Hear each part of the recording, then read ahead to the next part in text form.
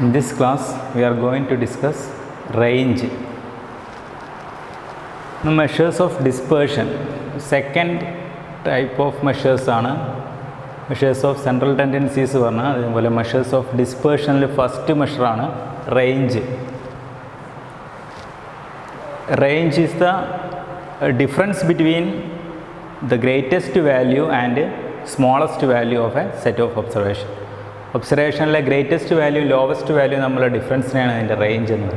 The measures of dispersion we variation in observation variation in observation measures measures of dispersion. That first one range. Range is the L minus S. L is the greatest value and S is the smallest value. That is range equation. രണ്ട് തരത്തിലുള്ള measures of dispersion ആണുള്ളത്. Absolute measure ഉണ്ടായിരിക്കും, അതേപോലെ relative measures ഉണ്ടായിരിക്കും. രണ്ട് type measures of dispersion ആണ്. Absolute measure is used to assess variation among a set of values. ഒരു set of വാല്യൂസിൻ്റെ വേരിയേഷൻ കാണാൻ, എത്രത്തോളം വേരിയേഷൻ ഉണ്ട് എന്ന് ഫൈൻഡ് ചെയ്യാൻ വേണ്ടി യൂസ് ചെയ്യുന്നതാണ് അബ്സല്യൂട്ട് മെഷേഴ്സ്. അതാണ് റേഞ്ച് എന്ന് പറയുന്നത്. ഇതേപോലെ റിലേറ്റീവ് മെഷേഴ്സും ഉണ്ടാവും മെഷേഴ്സ് ഓഫ് ഡിസ്പേർഷനിൽ. Relative measure means used to comparing two set of values. രണ്ട് സെറ്റ് ഓഫ് വാല്യൂസുകളെ കമ്പയർ ചെയ്യുമ്പോൾ അവിടെ യൂസ് ചെയ്യുന്നതാണ് relative measure. Coefficient of range എന്ന് പറയുന്നതാണ് relative measure. That is that equation L minus S divided by L plus S. ഇവിടെ L is the lowest value, L is the greatest value and S is the smallest value. അതാണ് രണ്ട്. ഓരോ measures of മെഷേഴ്സിൽ രണ്ട് തരത്തിലുള്ള measures ഉണ്ടായിരിക്കും. അതിൽ ഒന്ന് absolute measure ഉണ്ടായിരിക്കും, റിലേറ്റീവ് മെഷേഴ്സ് ഉണ്ടായിരിക്കും.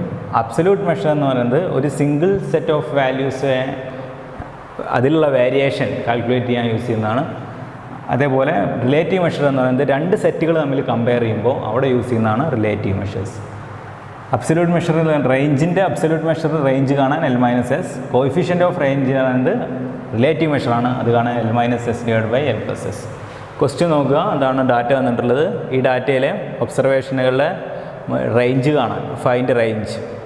റേഞ്ച് എന്ന് പറയുന്നത് difference between greatest value and smallest value. ഇതിലെ ഗ്രേറ്റസ്റ്റ് വാല്യൂ എന്ന് പറയുന്നത് 165, സ്മോളസ്റ്റ് വാല്യൂ എന്ന് പറയുന്നത് 147. അപ്പോൾ range equal to L minus S equal to 165 minus 147 is equal to 18. 18 ആയിരിക്കും range. Then relative measure find ചെയ്യണമെങ്കിൽ coefficient of range. Coefficient of range is equal to L minus S divided by L plus S. That is 165 minus 147 divided by 165 plus 147, that is 0.0577. That is coefficient of range. അതാണ് relative measure.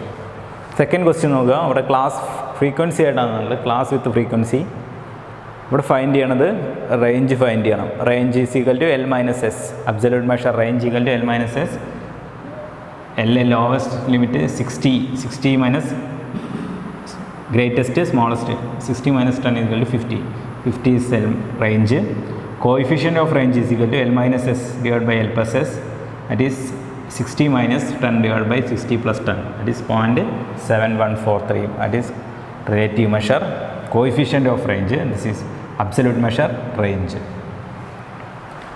ഇതാണ് range കാണാനുള്ള equation.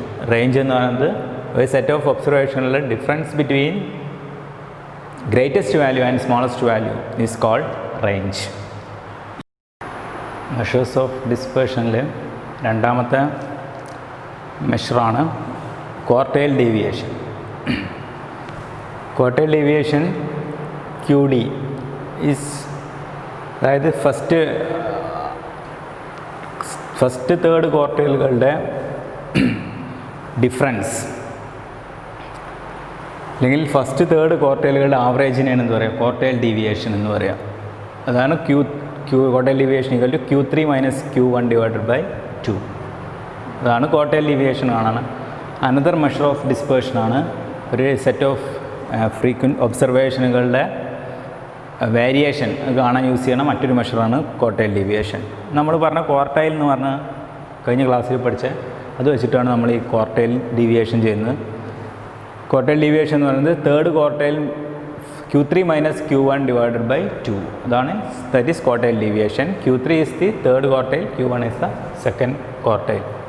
Then adinte relative measure ennu parayunnathu coefficient of quartile deviation Q3 minus Q1 divided by Q3 plus Q1, that is adana adinte coefficient of quartile deviation. Idana absolute measure, this is relative measure. I parnu absolute oru measure nu rendu measures undavum, measures of dispersions undavum, absolute measure, relative measure. Absolute measure idinte value use cheyyunnathu, absolute measure use cheyyunna adile a set of values ine is used to assess the variation among a set of values. ഒരു set of വാല്യൂസിൻ്റെ analyse ചെയ്യാൻ വേണ്ടി use ചെയ്യുന്നതാണ് absolute measure. Relative measure എന്ന് പറയുന്നത് for comparing two set of values. രണ്ട് set of വാല്യൂകൾ compare ചെയ്യണമെങ്കിൽ അവിടെ യൂസ് ചെയ്യുന്നതാണ് കോയിഫിഷ്യൻ്റ് ഓഫ് ക്വാർട്ടൈൽ ഡീവിയേഷൻ. ഈ മെഷറാണ് അവിടെ യൂസ് ചെയ്യുക. ക്വസ്റ്റ്യൻ നോക്കുക, ഫൈൻഡ് ക്വാർട്ടൈൽ ഡീവിയേഷൻ. നമ്മൾ ക്വാർട്ടൈൽ കാണാൻ പറഞ്ഞാൽ ക്വാർട്ടൈൽ ഡീവിയേഷൻ കാണാൻ എളുപ്പമാണ്. Q3 നിന്ന് Q1 കുറച്ചും ഡിവൈഡ് ബൈ 2 ചെയ്താൽ കിട്ടുന്നതാണ്. ഇവിടെ ക്വാർട്ടൈൽ ഡീവിയേഷൻ കാണണം. തന്നിട്ടുള്ള ഡാറ്റ അത് അസെൻഡിങ് ഓർഡറിലാണ് തന്നിട്ടുള്ളത്. അതുകൊണ്ട് ക്വാർട്ടൈൽ ഡീവിയേഷൻ Q1 Q3 കാണാം. ഫസ്റ്റ് Q1 എന്ന് പറയുന്നത് n+1/4 ഒബ്സർവേഷനാണെന്ന് പറയുക. Q1 എന്ന് പറയുന്നത് n+1/4 ഒബ്സർവേഷൻ. Q3 എന്ന് പറയുന്നത് 3 × n+1/4 ഒബ്സർവേഷൻ. അതായത് Q1 ഈസ് ഈക്വൽ ടു ഇവിടെ 1 2 3 4 5 6 7 8 9 10 n is equal to 10, n+1 11/4 2.75th observation ആണ് Q1.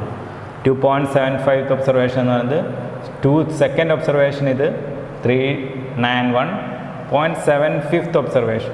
7/5 means 0.75 into next observation 407 minus 391 403, that is first Q1. Then Q3 is equal to 3 × n+1/4 observation, that is 3 × 10+1/4 observation, 8.25th observation. Q3 is equal to 8th observation.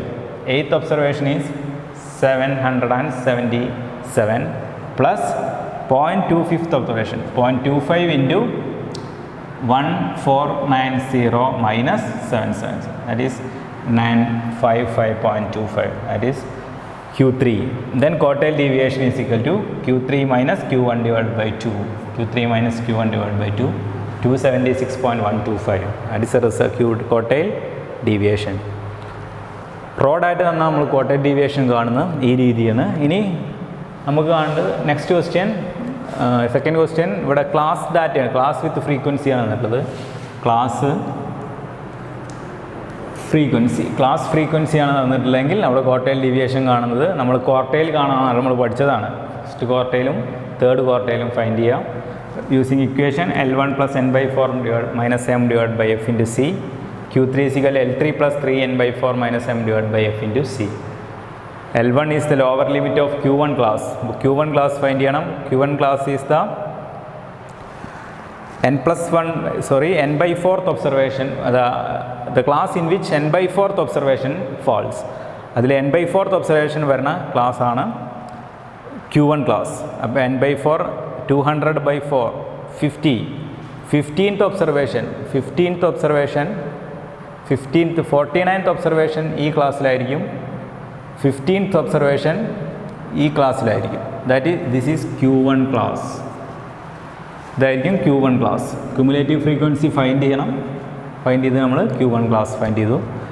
That is L1 is equal to 50 plus n/4 50 minus m. m is the frequency of cumulative frequency up to Q1 class. Cumulative frequency up to Q1 class 49 divided by f. f is the frequency of Q1 class. Frequency of Q1 class 50 into 10. 10 is the interval, class interval. That is 50.2. Then Q3 is equal to L3 plus 3n/4 minus m divided by f into c. L3 is the lower limit of Q3 class. What is Q3 class? Q3 class the class in which 3n/4th item falls. 3n/4th item വരുന്ന ക്ലാസ്സിനെയാണ് എന്ത് പറയുക? Q3 class. 3n/4 mean 600. Q3 class is, this is Q3 class. ഇതായിരിക്കും Q3 class. 3n/4th observation ഈ ക്ലാസ്സിലായിരിക്കും ഉണ്ടാവുക. അതുകൊണ്ട് ഇത് Q3 class. Lower limit is 70. 70 plus 3n/4 is 150. 150 Q3 class ആവാൻ കാരണം 150 3n/4th observation എന്ന് പറയുന്നത് 150 ആണ്. 150th observation വരുന്നത് ഈ ക്ലാസ്സിലായിരിക്കും. അതുകൊണ്ട് ഇത് Q3 class. Then minus m. M is the frequency up to Q3 class. Frequency up to Q3 class 136. 136 divided by f. F of the frequency of Q3 class. Frequency of Q3 class 30. 30. Then into ton. Class interval ton divided by 74.67 is Q3.